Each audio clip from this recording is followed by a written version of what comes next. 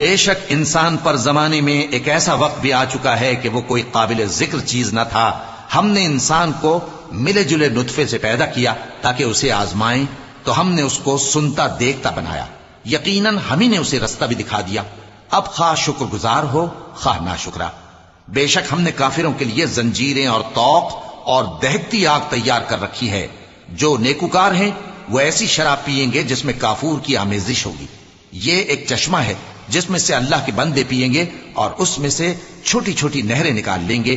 یہ لوگ نظریں پوری کرتے ہیں اور اس دن سے جس کی سختی پھیل رہی ہوگی خوف رکھتے ہیں، اور باوجود کہ ان کو خود کھانے کی چاہت ہوتی ہے مگر فقیروں اور یتیموں اور قیدیوں کو کھلاتے ہیں، اور کہتے ہیں کہ ہم تم کو محض اللہ کی خوشنودی کے لیے کھلاتے ہیں، نہ تم سے بدلہ چاہتے ہیں اور نہ شکر گزاری.